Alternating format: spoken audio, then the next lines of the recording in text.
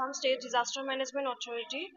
আৰু District Disaster Management Authority ফালৰ পৰা জুনাই revenue সাৰ্কুলাৰ under SDRF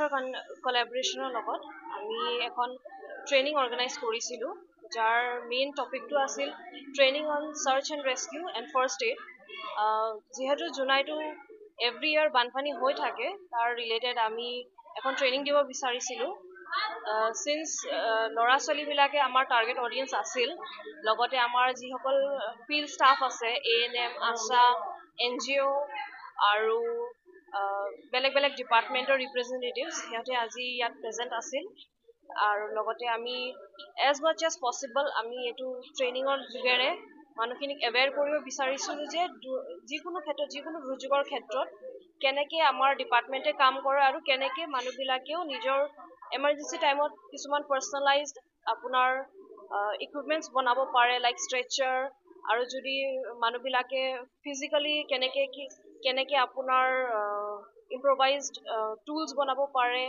in case of medical emergencies in case of fire in case of any other disaster তাৰ লগতে আমি SDRFৰ লগত কৰিছিলোঁ আজি যিহেতু ৱেডাৰটো ভাল নহয় জুনাইৰ তাৰ কাৰণে আমি একচুৱেলি এইটো আউটডোৰ কৰিবলগীয়া আছিল আউটডোৰ কৰিলে আমি ইয়াত মেডিকেল টিমৰো ইনভলভমেণ্ট দেখাব পাৰিলোঁ হয় এইটো মকড্ৰিল টাইপৰ হ'ল হয় বাট চিন্স ৱেডাৰ ভাল নাছিল আৰু ল'ৰা ছোৱালীবিলাকে বাহিৰত বৰষুণত তিতিলে মানে হেল্থ ইছ্যুজো হ'ব পাৰে চ' আমি এইটো আজি ইনডোৰে কৰিছোঁ আৰু এক্সপেক্ট কৰিছোঁ যে প্ৰগ্ৰামটো ল'ৰা ছোৱালীবিলাকে ভালকৈ বস্তুখিনি শিকিছে আৰু ইমপ্লিমেণ্ট কৰিব ইন কেছ অফ ডিজাষ্টাৰ আৰু সেইখিনি আছিল হয় ডেফিনেটলি এতিয়া যিহেতু চিজ ফায়াৰ হৈছে বুলি কৈছে এইটো ডেফিনেট নহয় যে চিজ ফায়াৰটো পাকিস্তানে হওক বা এইটো কণ্টিনিউ ৰাখিব আৰু ডিজাষ্টাৰ বিশেষকৈ আমি এইটো ডিজাষ্টাৰ ৰিলেটেড কৰিছিলোঁ ত' ডিজাষ্টাৰটো ডেফিনেট নহয় যে এই বছৰ আহিব বা নেক্সট ইয়েৰ নাহিব চ' আমি ভাবোঁ যে এইটোৰ লগত ল'ৰা ছোৱালীবিলাকে এৱেৰ হ'ব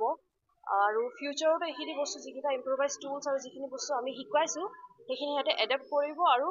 নিজৰ লাইফত কিবা টাফ চিটুৱেশ্যন হ'লে অভাৰকাম কৰিবলৈ কাৰণে সিহঁতক হেল্প হ'ব এটা খুব মানে আমাৰ অসম চৰকাৰে এটা ভাল ব্যৱস্থা এটা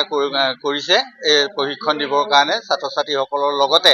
ইয়াৰ আশে পাশে থকা যিমানবিলাক জনসাধাৰণকে ইয়ালৈ মতা হৈছে আৰু আমাৰ আশে পাশে থকা বিদ্যালয়ৰ সৰু সৰু ছাত্ৰ ছাত্ৰীসকলকো মতা হৈছে বিশেষকৈ আজিৰ যিটো পৰিস্থিতি এই পৰিস্থিতিটোত এনেকুৱা এটা মানে আমি ক'ব নোৱাৰোঁ যে আমাৰ কোনো দুৰ্যোগ নহ'ব সেইকাৰণে আমি সকলো জনসাধাৰণে ছাত্ৰ ছাত্ৰীসকলে ৰাইজে যাতে দুৰ্যোগৰ সময়ত যাতে আমি দুৰ্গতজনক যাতে সহজতে খুব সোনকালে তেওঁলোকক যাতে উদ্ধাৰ কৰি এটা প্ৰাথমিক চিকিৎসাৰ কাৰণে নিব পাৰে তাৰ এটা কৌশল আজি আমাৰ জোনাই উচ্চতৰ মাধ্যমিক বিদ্যালয়ত মহকুমা ভিত্তিত তেখেতসকলে ইয়াত প্ৰশিক্ষণ দিয়াৰ কাৰ্যসূচী লৈছিলে কিন্তু দুৰ্ভাগ্যজনক আমাৰ প্ৰতিকূল বতৰে আমাক যিটো আমি বাহিৰৰ আউটডোৰ কিবা কৰিব লাগিছিলে আমি বৰষুণৰ কাৰণে ভিতৰত ইনডোৰ কৰিব লগা হ'ল যিখিনি ৱাৰ্ণিং বিপদজনক সাংকেতিক তেওঁলোকক ছিগনেল দিয়াৰ পৰা আৰম্ভ কৰি কেনেকৈ তেওঁলোকক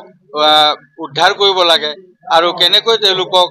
প্ৰাথমিক চিকিৎসালয় নিব লাগে এই গোটেইখিনি ব্যৱস্থা কৰা আমাৰ আজি দিন আছিলে সেইমতে যোৱাকালি আমি ব্ৰিফিং এটা ছেশ্যন এটা আছিলে সেই ব্ৰিফিং ছেশ্যনত ছাত্ৰ আমি ছটা গ্ৰুপত শিক্ষকক আমি ভাগ কৰি দিছিলোঁ আৰু প্ৰত্যেক গ্ৰুপতে এজন মানে শিক্ষক আৰু 4-5জনকৈ ছাত্ৰ আমি ছাত্ৰী আমি কৰিছিলোঁ যাতে আমি এই সাৰ্চ অপাৰেশ্যন আৰু ৰেস্কিউ অপাৰেশ্যনটো কেনেকৈ কৰিব পাৰি সেই কৌশলটো আমি ছাত্ৰ ছাত্ৰী আৰু জনসাধাৰণক দিয়াৰ ব্যৱস্থা কৰিছিলোঁ কিন্তু আমি প্ৰতিকূল বতৰে আমাক কিন্তু সেইটো কৰোৱাৰ পৰা আমাক বাধা জন্মালে বাকী আমি চৰকাৰক ধন্যবাদ দিব লাগিব অন্ততঃ আমি প্ৰাথমিক পৰ্যায়ত আমি কেনেকৈ এই দুৰ্গতজনক এটা বিপদজনক পৰিস্থিতিৰ পৰা উদ্ধাৰ কৰি আনি আমি চিকিৎসালয়লৈ প্ৰেৰণ কৰাৰ যিখিনি কৌশল আছে সেই কৌশলখিনি আমি ইয়াত ইনডোৰ আমাৰ অডিটৰিয়ামত সেই কৌশলখিনি ল'ৰা ছোৱালী আৰু আমাৰ জনসাধাৰণক দিয়াৰ ব্যৱস্থা কৰা হৈছে সেইকাৰণে আমি চৰকাৰক ধন্যবাদ দিছোঁ আৰু দুৰ্যোগ ব্যৱস্থাপনা বিভাগ ধেমাজি জিলা আৰু আমাৰ জোনাইৰ যিখিনি মণ্ডল কাৰ্যালয় আছে সেই কাৰ্যালয়ৰ সকলো কৰ্মকৰ্তাকে আৰু কৰ্মচাৰী বিষয়াসকলক আমি বিদ্যালয়ৰ ফালৰ পৰা আমি জোনাইবাসী ৰাইজৰ হৈ তেখেতসকলক ধন্যবাদ জ্ঞাপন কৰিছোঁ।